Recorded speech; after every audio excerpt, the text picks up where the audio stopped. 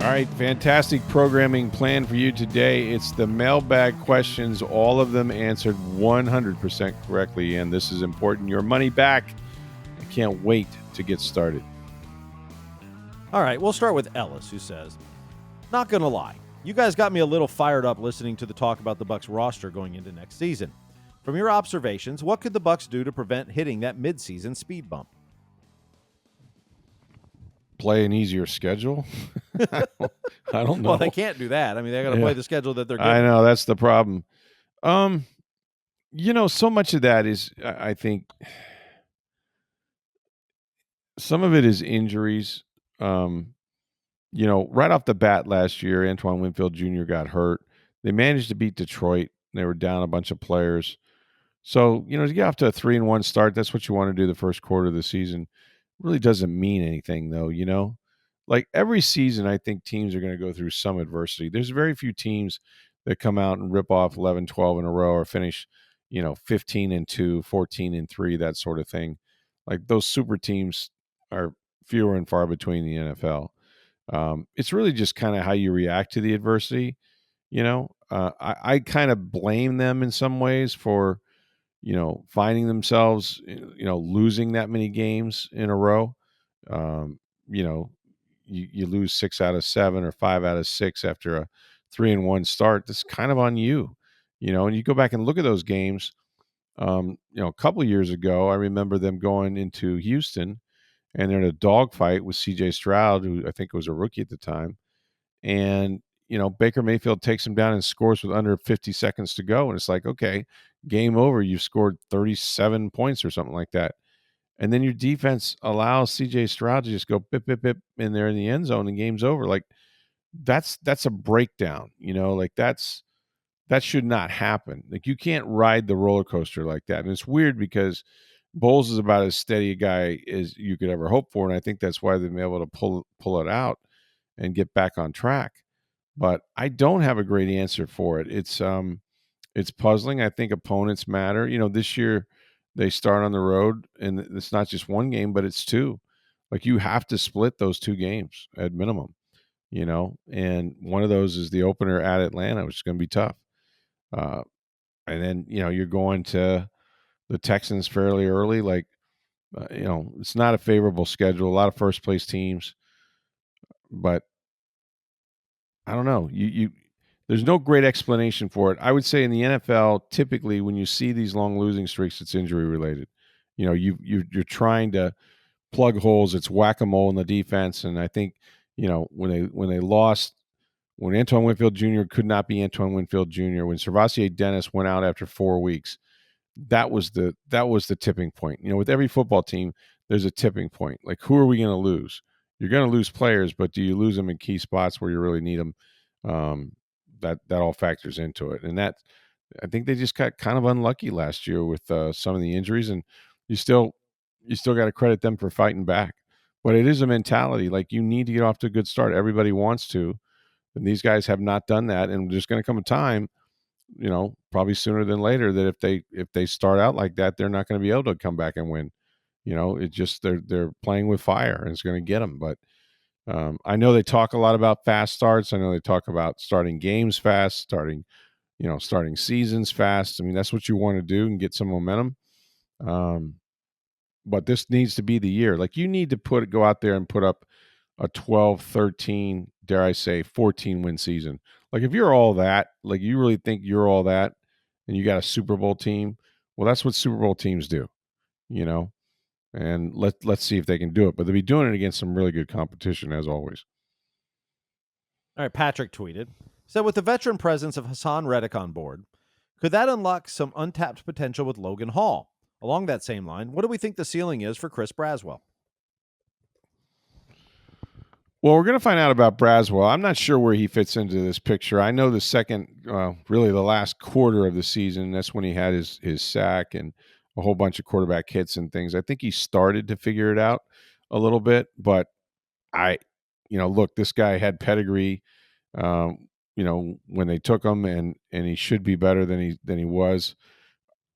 I still think he'll come back. He's going to be a rotational guy, whether it's Hassan, whether it's Yaya Diaby, he'll be he'll be rotating in there. And I think, you might see him on third down, which will be big because that's your best rush down. As far as Logan goes, he may have shown the most improvement of any player I've seen on defense in the last several years because, you know, he just looked lost when he got here as a rookie. His body was kind of tall, not very heavy, played too high without much leverage, could get pushed off the ball and stuff. I wasn't sure what position he should play on the defensive line, but he's just so damn big. And now he's kind of changed his body. He's added some bulk, and I I think that he is going to be the Will Golston of this era. Like, I don't know how many contracts he's going to do, but he might be able to sit inside the middle of that defense when the starters come out, or even when they don't, and play for a long time. Because he had 5.5 sacks last year, and that's a career high, and it was among the highest on the team.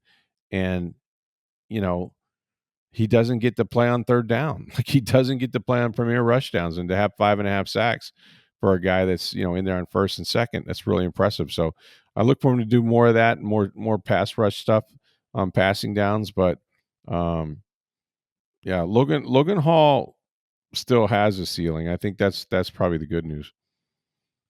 All right, JP commented on YouTube. He says, thanks for sharing the optimism about the defense. I would add, and don't overlook, Charlie Strong and Larry Foote in their new coaching roles. I think the defensive line and edge rushers could make a similar jump that the offensive line made last year. And you already mentioned why the pass coverage could be much improved. Yeah, coaching is a big part of anything, but especially in the NFL.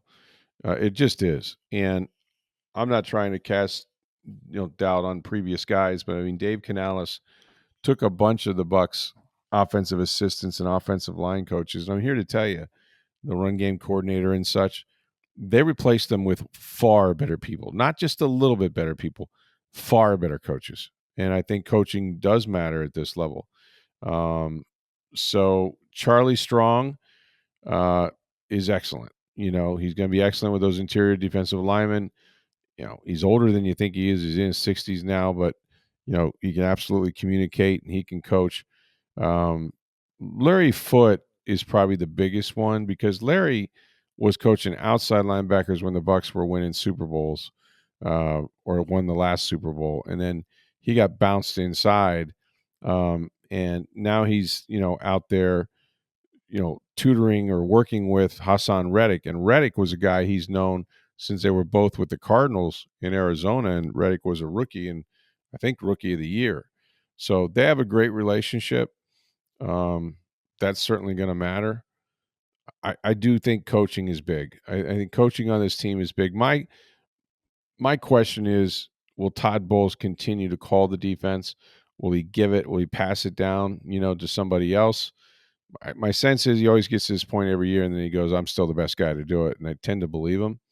But I like their coaching staff, and I think they've made some upgrades in some areas. And I think Larry's personality will mesh really well with some of those outside dudes, especially Reddick, because, you got to have somebody that can understand and get through to your best pass rusher. All right, John tweeted, do you expect activity from Bucs GM Jason Licht with signing any of the 2022 draft class to extensions before the offseason ends? Between Zion McCollum, Luke Gedeke, Cade Otton, Logan Hall, and Rachaad White are a few guys who will be coveted if they make it to free agency. Yeah, I do think that he's going to begin that. If he hasn't already begun that process, I do expect it because I can, with reasonable, just knowing Jason, I think there's a reasonable expectation that Cade Otton's not going anywhere, that Zion McCollum's not going anywhere. We talked about Logan Hall. I think there'd be an interest in those players coming back. Now, usually it comes down to money, not a surprise. But I think they'll make heavy. And Luke Gedeke might be, of all the guys, maybe they're, maybe the one that's a priority, to be honest, because he's played at a Pro Bowl level or better, and came through injury last year, had the concussion, missed 4 games, but he's a big part of what they do. any time between now, I would say, and the start of the season. It could drag into the season a little bit, and I'm talking regular season, not preseason. But for the most part, once guys and teams start that march, they want to put away the contract stuff and stop talking to agents and that sort of thing. So I don't know. The time is coming pretty quickly, though. That's for sure. But I do think Jason has proven a pretty good success rate of retaining his own players. And in the case of those guys you just mentioned, I would say everybody but Rachaad White. I don't think Rachaad White's going to be given a contract extension by this team. I could be wrong, but I don't think I am. All right, here's the long one from John. He says, a thought about Todd Bowles. I grew up and lived with the worst time for the Buccaneers. I vividly recall the first Bucs game I attended was the 1983 Repus Bowl between the Oilers and Bucs, two teams with 1-11 records going nowhere. I've lived through a childhood of torment, being the kid who rooted for a team that could best be described as a living horror movie dressed in football uniforms. When I look at Todd Bowles, I see a coach who spent his career learning through his mistakes and generally not making the same one twice. As a defensive coach, his schemes are flexible and generally don't require his players to do more than they're capable of. When he lacks a pass rush, he blitzes. When he lacks back-end support, he plays cover. Last year, due to skill and injury issues, the Bucs lost pass rush and coverage capacity at the same time. Between a rock and a hard place, he still patched together a competitive defense. I get that fans default to complaining when they aren't happy. However, it's important to keep a healthy perspective. We're all living through the peak golden age of Bucs football here and now, and from the dawn of their existence, they have never been more relevant than they have been the last 5 years. Todd Bowles is responsible for a large part of that. In fact, he's the third winningest coach in Bucs history by percentage, behind only Bruce Arians and Tony Dungy, better than fan favorite John Gruden, who won a Super Bowl but finished with a barely 500, 57-55 record. If it makes it on the broadcast, Rick and Steve, thanks for putting it on the air. I appreciate this era of Bucs football, and I think it's important to give credit where it's due. I saw a letter that was tremendous, man. That's a lot, and that's our show for tonight. Thanks. Drive safely. Defending Todd Bowles is something I find myself doing often, and I'm not sure why, but it just seems like a lot of times he's under attack. We have said this, and I will keep saying it. This is the golden age of the Buccaneers. We are living it right now. Who knows 3 years from now, 5 years from now, hell, next year, what it's going to look like. I mean, really, who knows? At some point there won't be a Baker Mayfield, or he won't be as effective, or, Mike Evans is going to retire, and, you'll get further and further from that Super Bowl with Tom Brady. Who the hell knows? You could have another, 12, 14 years. I was doing this, the Times is doing a book on the Bucs 50 years. This is their 50th anniversary, and I was looking through the different eras. And brother, I'm telling you, this is a franchise that for years and years, they had their little runs kind of early, and then, late.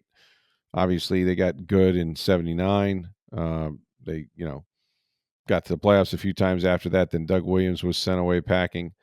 But it's gone through periods of, 12 double-digit losing seasons, or 13 out of 14, double-digit losing seasons. And so he's right that you do have to kind of stop, and if you don't remember the Repus Bowl, it was Super Bowl backwards. It was to see who was going to have the first overall pick and who would have the second, because those two horrid teams were playing each other on like the last week of the regular season.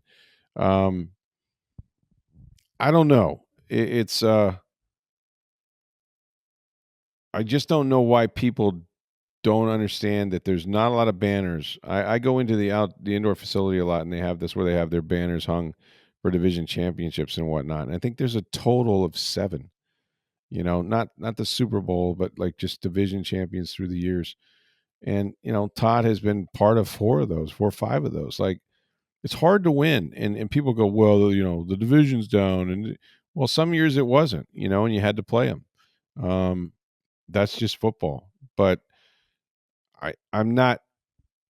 I mean, I think that the one thing I would say about Bowles, and it's a legitimate criticism, that if you are tapping or on the door all the time, at some point you have to kick that sucker in.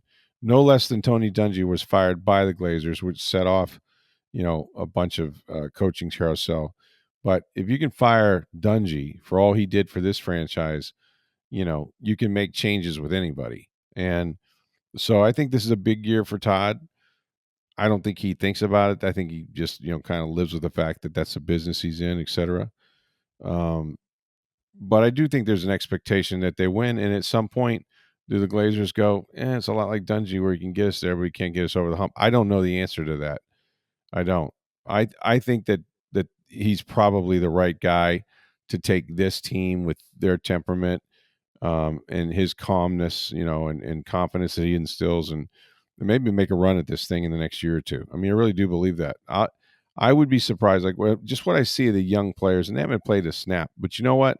Neither had Antoine Winfield Jr. or Tristan Wirfs, and they were able to win a Super Bowl. So experience isn't always necessarily the key.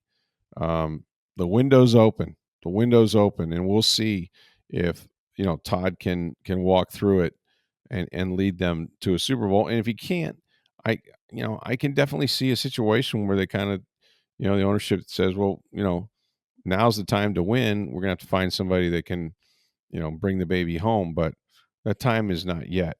I think Todd's done a nice job. I think he's got this team where they need to be. I think the ownership believes in him. I know Jason Licht, in my interview with him the other day, he believes in him. So I don't think he's going anywhere. And I don't know about the horror movie, but yeah, people do have short memories. So understand this: if you're a Buccaneers fan in your lifetime, and perhaps in your children's or your grandchildren's lifetime, you probably won't see a run like this again with the Bucs in quite a while. All right, we got more questions coming up, but first, get on down to Breitling Boutique. You know where it is, International Plaza Mall. If you want the greatest timepiece you will ever own, that's where you're going to get it. The Breitling Company's been in business now for over 140 years. They've been at International Plaza for 5+ years. Go to the center of the mall, go upstairs on the second level. That's where you're going to find Breitling Boutique and the best customer service you will ever witness. They're going to show you their collection of watches and match it for your needs. The chronomats and Navitimers for men, sports watches for your wife or for your girlfriend. These things are beautiful. All the different color wristbands that they have available to you as well. And if you're an NFL fan, there's 32 NFL teams. Well, guess what? Breitling Boutique has made a watch for all of them. That's right. While supplies last, you can get a watch representing your favorite NFL team. The chronomat watches with the different colors of the team on the face of the watch, and then the logos. They are spectacular. Go to tampabay.com. You're likely to see the Bucs team watch. It is really something to see. It is Breitling Boutique. They're at International Plaza Mall. When you go, make sure you let them know you heard about it on Sports Day Tampa Bay. All right, Gordon had tweeted. He says, with the news of the potential sale of the Rays, has any talk surfaced regarding the future of the Rowdies ownership? Yeah. Look, we're treading very close to my USL ties at this point. So we have not discussed this. We have not discussed this, but I'll not. I don't want to give away any proprietary information. I think it's fairly well known that the Rays own the Rowdies, right? Yep. And so I think it's reasonable. I don't know that it's a definite, but it's reasonable to suggest that whoever buys the Rays will have a decision to make about the Rowdies. They may continue to own them. They're going to need a stadium situation resolved. Yep. To be honest, as much as anything, and I don't know anything because I don't talk at this level. It might be a write-off for the Rays to carry the Rowdies. I don't know. I don't know how that works, but like at the end of the day, I think you're gonna, if you buy the baseball team, I think it's not like batteries sold separately. I think you're probably going to get the Rays Kingdom, which may include the soccer team as well, and who knows where they play. Unless an entity comes up and wants to buy the Rowdies separately at this time, and you could see, what a Daryl Shaw, who has a majority of the Tampa Bay Sun and is trying to build a stadium in Ybor. Yeah, if he wanted to buy the Rowdies, they'd probably listen, I would think, because he'd want 2 tenants in that stadium. It would make, there's a lot of synergies. It could make a lot of sense. Yeah, but how about this? I don't know if he has any intention of that, but it would. What if, on the outside, and I'm just spitballing, but what if you're the baseball owners, the new prospective ownership group, and you're going to build a stadium, and you say, well, we can make it multi-purpose, and those guys can play in our stadium, and now we have more dates during the year instead of just baseball. That's possible too. You could look at it as, we got to keep that building occupied if we're going to spend, $1.5 billion on it. So I don't know. It's a great question. I don't think there's a leaning one way or the other. But I don't think, I'll say this. I don't think Sternberg's going to own them. He's not going to sell the Rays and own the Rowdies. No, I think he would look to get out. They're going to be sold. I just don't know to who. Right. Yeah, and whether it happens at the same time, if it's part of the deal, or if it's a separate deal. Or separate, yeah. I think they'll definitely have new ownership. Allie in the UK writes, the next Tampa team to have a boat parade will be the Bucs, Rays, or Lightning. Wow. I'm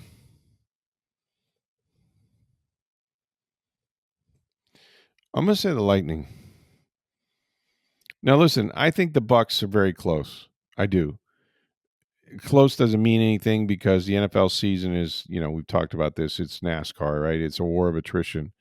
Who's going to crash? Who's going to blow a tire? Head gasket, all that. The Lightning are right there, even though, first round exits notwithstanding and not winning a playoff game certainly hurts. But I don't think they're that many goals different than Florida, and they've won 2 in a row. And the Lightning have been there. We've talked about the core they still have. They're continuing to add to it. I still want to see what other moves that Julian Breezeball might have up his sleeve, if any. I'm pretty confident they're going to make the playoffs on a continued consistent basis. And they got the greatest goaltender, one of the greatest goaltenders in the world, and arguably one of the greatest players in the world, Nikita Kucherov. And those guys are in their prime. They're not past their prime. What I would say about the Bucs is just simply, it's just really hard to do. And I'm not saying it's easy to do in hockey, but like in the NFC, I actually think they have a decent chance this year to maybe make it to a championship game. Well, and if you get to the game, you can certainly get to the Super Bowl. Nobody would have said they were going in 0-2 when they went up to Philadelphia, where their dreams always went to die, and yet they won the Super Bowl. So I think the Bucs are capable, if they don't have that midseason lull, of winning enough games, getting a bye week, maybe getting home games for sure in the playoffs until maybe the championship. I think their window is now. I think it's this year, maybe next year, the year after. We'll see. So those two teams, to me, the Rays, I don't think the Rays are there yet. Well, they have the first chance at it. They do have the first shot, and they're the ones that started Tampa Bay back in the day, were they not? Going to the World Series at least. Well, yeah, they went. Or had the Lightning already won? No, the Lightning won in the bubble. The Lightning won in the bubble first. Okay, Lightning won in the bubble, and then the bubble came to the World Series and they lost. Yep. And then it was the Bucs' turn after that. Correct. Yeah. So, yeah, I don't know. These are great questions. What do you think? Who do you think's going to win a championship of those three first? I guess. It wouldn't matter. I could have easily said the Bucs. I don't think the Rays are there yet. I don't think they're there yet. I don't think in a playoff series they have enough bats yet. No, I don't either. You're going to go against A pitching at all times in the playoffs. Yeah, you're playing the Dodgers and all. Of course, their arms are kind of beat up, but you're playing. I'm not sure if you have enough bats, but if you stay this healthy as you've been this year, yeah, then maybe you do. Yeah, I don't know. I'm not going to discount it yet. Yeah. The Bucs, I think they're going to win their division. Right, which gives you a home playoff game, and you're one game from playing to go to a championship, the NFC title game. We'll see. I think they're right there. Yeah, I think the Lightning are closer than most people think. Maybe. Look, if you look at Florida's 4 rounds of playoffs, right? What team defended them the best? Was it the Lightning? The Lightning. Everything was a 1-goal game in the third period. Yeah, no, that's true.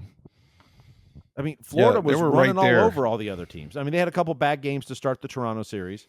Right. And some of those series went 6 and 7, and the Lightning only went 5. But what team defended Florida the best? Yeah, it was the Lightning. Yeah, that's true. And they've got players like Cooch. Now, I know he hasn't scored in like 15 straight playoff games. Right. I just feel like if they get past Florida, they're going to go to the Stanley Cup again. Like that's what I think it comes down to those two teams, and whoever wins is going to go. That first round series definitely felt like whoever wins this is going to the Stanley Cup. Yeah, and guess what? It's exactly what happened. And I think the Lightning may have made that run themselves if they could have pulled it off. But they got to add pieces. They got to specifically, build their team to beat Florida. It'll be interesting. It'll be interesting what moves Julian makes. I mean, free agency starts in less than a week. The draft this fast, weekend, right? I mean, the draft's this weekend. So this is where draft is where he traded Tanner Jeannot last year. A whole and bunch Mikhail of picks, Sergachev. And Mikhail Sergachev. That's right. Then got back Connor Geekie and JJ Moser. If he's going to shake up this roster, it'll be this week because there's not a lot of cap space. Most likely, it's going to be this week if he's going to do it. Fascinating. So to follow up on that, Aaron had tweeted. He says, how will Julian Breezewalk going to reshape this roster to compete with the Panthers? If I'm correct, we got a lot of players under contract already and are 30th in the league when it comes to cap space for next year. What trades can you see happening? Steve, I'll let you have that one because I'm not sure which players would be tradable. Well, let's go through the roster. And, Cooch is not going to get traded. Point's not going to get traded. Hagel's not going to get traded, particularly with his contract. That's one of the best contracts you'll ever find in hockey. He's making $6 million or whatever. Hedman's not going to get traded. McDonough's not going to get traded. Cirelli won't get traded. So now you start looking at who else do you have? Yanni Gourde. Well, you just re-signed him. It's a pretty friendly deal. Probably not trading him. Could you trade Oliver Bjorkstrand? Maybe. Could you trade Eric Chernak? Maybe. Do you have to trade people to add people at this point? Well, is the salary cap that tight that? Yeah, I mean they've only got $3 million or so left. Now they don't have to add a lot of people to the roster. Gage Gonsalves has not been qualified or not signed as an RFA yet. I'm assuming they're going to qualify him. They haven't made those announcements or anything yet. Yeah. So you don't have a lot to add to the roster. You don't have a lot of caps. Connor Shearer, you can save another $1 million if you send him to Syracuse again off the cap. So you may have $4 million, but you still got to get Gonsalves signed. It depends on what you're adding. I mean, if you're adding a impact player, they're going to cost more than $3 or $4 million, right? So now you've got to get rid of some salary somewhere along the way. I got to beef up those third and fourth lines is what I got to do. Yeah. It doesn't look like at this point they're going to make offers to Nick Perbix, Luke Glendening, or Cam Atkinson. None of those have been re-signed at this point. So I'm assuming they're going to become free agents next Tuesday. That's fine. But Nick Perbix, if they don't re-sign him, they have Max Crozier ready to come up. Mm-hmm. If they don't sign Luke Glendening, is Jack Finley going to fill that role from the minors or someone else come up? But I find it hard to believe Julian's not going to make some move. I don't know if it's going to be a massive move. No, he's got to tweak something because what they had was not effective.